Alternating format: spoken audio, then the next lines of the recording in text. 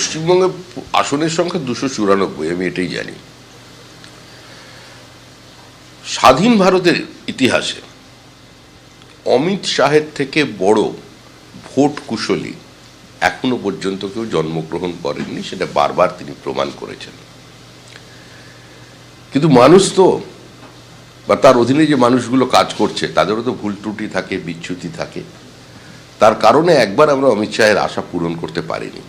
কিন্তু অমিত শাহ যখন বলেছেন পশ্চিমবঙ্গে কমফোর্টেবল মেজরিটি নিয়ে, পশ্চিমবঙ্গের সমস্ত প্রত্যাশার বুক চিরে এক অপ্রত্যাশিত ফলাফল নিয়ে নতুন সরকার তৈরি হবে, তৃণমূল যাচ্ছে, তৃণমূল কার্যত চলে গেছে, সময়ের অপেক্ষা।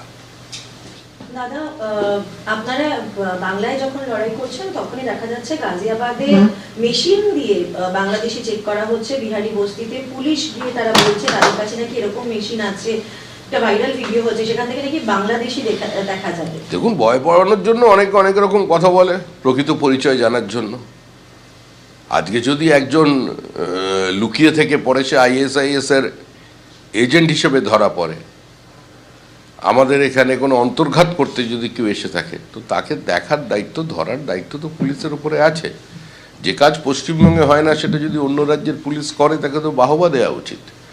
তবে যেখানেই যত বাংলাদেশি ধরা পড়ছে তাদের কাছ থেকে যে ফেক আধার কার্ড পাওয়া যাচ্ছে সেটা তারা পশ্চিমবঙ্গ থেকে সংগ্রহ করেছে। 26/11 যে নাশকতামূলক কাজ হয়েছিল সেখানেরও 2টো সিম কার্ড সংগ্রহ করা হয়েছিল মৌলালির পাশের একটি পানের দোকান থেকে। প্রত্যেকটি নাশকতামূলক কাজের সঙ্গে পশ্চিমবঙ্গের নাম জড়িয়ে যাচ্ছে। তো এগুলো নিয়ে যারা একটু তামাশা করছেন, মজা করছেন, যে পুলিশ এ ধরনের কথা বলছে, প্রকৃত ঘটনা কি তাদের ঠিক করে জানা উচিত। পশ্চিমবঙ্গে তো বাংলাদেশি আছে, রোহিঙ্গা আছে, এটা তো প্রতিষ্ঠিত, প্রমাণিত, দৃশ্যমানতায় আছে। এ তো বিজেপির সরকার নয়। এর আগে ইন্দ্রজিৎ গুপ্ত পার্লামেন্টে দাঁড়িয়ে বলেছেন, MOS জয়সওয়াল বলেছেন, অনুপ্রবেশকারী সংখ্যা নিয়ে পর্যন্ত তিনি পার্লামেন্টে তথ্য দিয়েছেন। তারা তো কেউ বিজেপির MP ছিলেন না বা বিজেপির মন্ত্রী ছিলেন না। দাদা, আপনারা বারবার ডাবল ইঞ্জিন সরকারের কথা বলেন। মধ্যপ্রদেশে এই মুহূর্তে ডাবল ইঞ্জিন সরকার রয়েছে, সেখানে কন্টামিনেটেড জল খেয়ে একের পর এক শিশুর সহ পূর্ণবয়স্ক মানুষদের মৃত্যু হচ্ছে। ইতিমধ্যেই একাধিক শিশুর মৃত্যু হয়েছে, এখনো পর্যন্ত পরিস্থিতি সামাল দেওয়া যায়নি। কোনোভাবে একটা দুর্ঘটনা ঘটেছে, সরকার তার দায়িত্ব এড়াবে না, সরকার পাশে থাকবে, কিন্তু যাদের প্রাণ চলে গেছে সেটা তো ফিরিয়ে দেওয়া যাবে না। ফুলপ্রুফ সিস্টেম বলে তো কিছু হয় না। ঘটনাটি দুর্ভাগ্যজনক, এ নিয়ে রাজনীতির কোনো অবকাশ নেই। কিন্তু ডাবল ইঞ্জিন সরকার তো কাজ করে দেখাচ্ছে। বিমারু স্টেট মধ্যপ্রদেশ বিজেপির নেতৃত্বে কোথায় পৌঁছে গেছে আজকে সেটা তো দৃশ্যমানতায় আছে।